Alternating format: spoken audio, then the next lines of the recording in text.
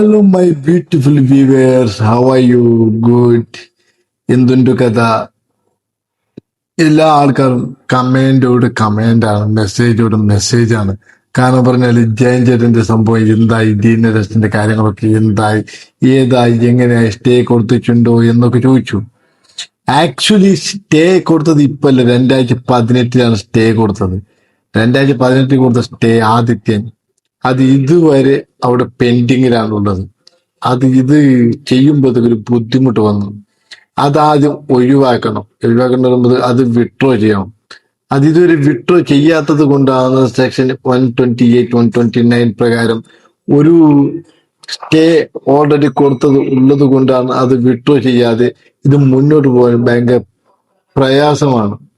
അതുകൊണ്ട് ഞാൻ 2-3 ആൾക്കാരൊക്കെ സംസാരിച്ചു പറഞ്ഞു, അവന്മാർ പറഞ്ഞു സ്റ്റേ ഒഴിവാക്കണം. അങ്ങനെ 2-3 ആൾക്കാരൊക്കെ ആയിട്ട് ഗവൺമെന്റ് അധികൃതരൊക്കെ സംസാരിച്ചുകൊണ്ട് സ്റ്റേ ഒഴിവാക്കണം എന്നൊക്കെ പറഞ്ഞിട്ട് ആക്ച്വലി ആദ്യത്തെ സമ്മതിച്ചതായിട്ട് ഇതിന്റെ അതുകൊണ്ട് സ്റ്റേ ഒഴിവാക്കണമെന്ന് പറഞ്ഞിരിക്കും. അപ്പൊ സ്റ്റേ ഒഴിവാക്കാന്നൊക്കെ പറഞ്ഞിട്ടുണ്ട്. സ്റ്റേ ഒഴിവാക്കിയാൽ നാളെ 6-ാം തീയതി എന്തായാലും നാളെ നടക്കാൻ പോകുന്നില്ല, ഒരു 2-3 ദിവസത്തെ ഗ്യാപ്പിൽ എന്തായാലും നടക്കും.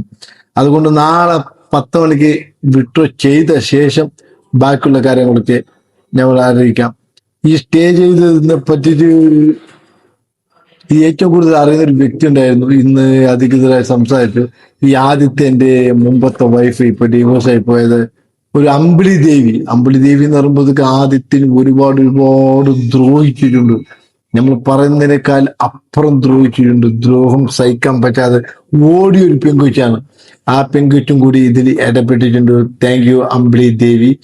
അതുപോലെ തന്നെ ഒരുപാട് സപ്പോർട്ട് ചെയ്ത ഒരു ആൾക്കാരൊക്കെ ഉണ്ട്. ഞാൻ ഏത് വീഡിയോ ഇടുമ്പോഴത്തേക്കോ ലൈവിൽ വരുമ്പോഴത്തേക്കോ ആദ്യം ചോദിക്കുന്ന ചോദ്യമാണ് എന്തായി മുരളിച്ചേട്ടന്റെ കാര്യം എന്നൊക്കെ പറഞ്ഞാൽ. അപ്പോൾ മുരളിച്ചേട്ടനെ ഒരുപാട് സ്നേഹിക്കുന്ന ഒരുപാട് ആൾക്കാരുണ്ട്. ഒരുപാട് ആൾക്കാർ മനസ്സിലായി. അതുപോലെ തന്നെ ഞാൻ ഈ ദുബായിൽ ഇങ്ങനെ പോകുന്ന ആൾക്കാരൊക്കെ ചോദിക്കുന്നുണ്ട് എന്തായി എന്നൊക്കെ പറഞ്ഞ്. നമ്മളെ ഈ കാണുന്ന ആൾക്കാർ ഇങ്ങനെ ആൾക്കാരൊന്നും കാണുന്നില്ല.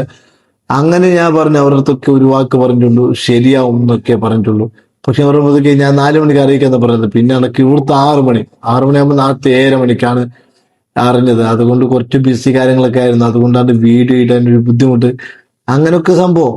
ഇപ്പോഴേ രാത്രി ഒരുമാതിരി 2 മണിയൊക്കെ ആയി. ഇത് 2 മണിക്കാണ് ഈ വോയിസ് ഞാൻ ഇടുന്നത്. വന്ന് കുളിക്ക് ഫ്രഷ് ആയിട്ടാണ് ഈ ഒരു വോയിസ് ഇടുന്നത്. എന്ന് പറയുമ്പോഴത്തേക്ക് ഒരുപാട് കാര്യങ്ങളൊക്കെ ഉണ്ടായിരുന്നു. അതൊക്കെ കഴിയുമ്പോഴത്തേക്ക് പിന്നെ പറയുമ്പോഴത്തേക്ക് ഞാൻ ഒരു 2-3 ആൾക്കാർ ചോദിച്ചു എന്തിനാ ഈ വീഡിയോ ഒക്കെ ഇടുന്നത്, വീഡിയോ ഇട്ടുകൊണ്ടില്ല ഇങ്ങനെ ആയത്. അതുകൊണ്ട് ഞാൻ പറയാം, എന്റെ വീഡിയോ പറയുമ്പോൾ ഇവരിങ്ങനെ വൈറലാവുന്നില്ല.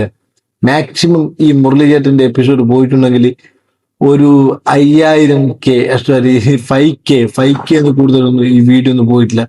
അതുകൊണ്ട് മാക്സിമം നിങ്ങൾ സപ്പോർട്ട് ചെയ്യണം. മാക്സിമം എന്റെ വീഡിയോ എല്ലാ ഗ്രൂപ്പിലും ഈ മുരളിചേട്ടനെ സ്നേഹിക്കുന്ന ഒരുപാട് ആൾക്കാരുണ്ട്. അവർക്ക് ഒരുപാട് ഷെയർ ചെയ്യണം, കമന്റ് ചെയ്യണം. സബ്സ്ക്രൈബ് ചെയ്യാത്ത ആൾക്കാരൊക്കെ സബ്സ്ക്രൈബ് ചെയ്യണം. ഒന്നും കൂടി ഓർമ്മിക്കാണ്. പക്ഷെ പറയുമ്പോഴത്തേക്ക് ഈ ഒരു ചതി ഞാൻ പ്രതീക്ഷിക്കാതെ ഉണ്ടായ ഒരു ചതിയാണ്. സംഭവം പറയുമ്പോഴത്തേക്ക് ഈ മുമ്പ് 2008 സ്റ്റേ കൊടുത്ത കാര്യമൊന്നും എനിക്കറിഞ്ഞില്ല. എനിക്ക് പറയുമ്പോഴത്തേക്ക് ഈ കൊല്ലം സ്റ്റേഷനിലെ ഒരു പോലീസുകാരൻ്റെ ചോദിക്കുമ്പോഴത്തേക്ക് അയാൾക്കാണ് അറിയായിരുന്നു. അയാൾ പറയുന്നത് സ്റ്റേ കൊടുത്തിരുന്നു, മുമ്പ് ജുഡീഷ്യൽ കോടതി സ്റ്റേ കൊടുത്തിരുന്നു എന്നൊക്കെ പറഞ്ഞിരുന്നു. അതിന് പിന്നെയാണ് എനിക്ക് ഈ സംഭവം അറിഞ്ഞത്. എന്ന് പറയുമ്പോൾ 2015 സ്റ്റേ കൊടുത്ത കാര്യങ്ങളൊക്കെ. അപ്പൊ സ്റ്റേ വിട്ടു ചെയ്യാൻ പറഞ്ഞിട്ടുണ്ട് ആദിത്യൻ. അത് നാളെ വിട്ടു ചെയ്താൽ ഇൻഷാ അല്ലാ, ഞാൻ വാക്ക് പറയുന്നില്ല എന്നാലും പറയുന്നത്, ഒരു വ്യാഴാഴ്ചയൊക്കെ ആകുമ്പോഴത്തേക്ക് നമുക്ക് നോക്കാം. അതായത് 8-ാം തീയതിക്ക് ആകുമ്പോഴത്തേക്ക് നമുക്ക് നോക്കാം. അതുകൊണ്ട് അതിനപ്പുറം ഒന്നും പോകില്ല. ഇതൊരു സ്റ്റേ ഇല്ലായിരുന്നെങ്കിൽ നാളെ രാവിലെ 10 മണിക്കാവുന്ന കേസായിരുന്നു. അതുകൊണ്ട് എനിക്ക് ഏറ്റവും കൂടുതൽ ബുദ്ധിമുട്ടായത് ഡോക്ടർ ഡാനിൽ ബാംഗ്ലൂരാണ്.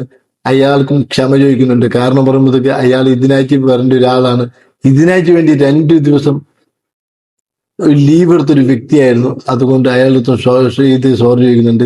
നാളെ ഇതൊക്കെ കൺഫേം ആയ ശേഷമാണ് ഇയാൾക്കുള്ളൊരു ഡേറ്റും കൂടി കൊടുക്കുന്നത്, എപ്പോൾ വരാൻ പറ്റുമെന്നൊക്കെ.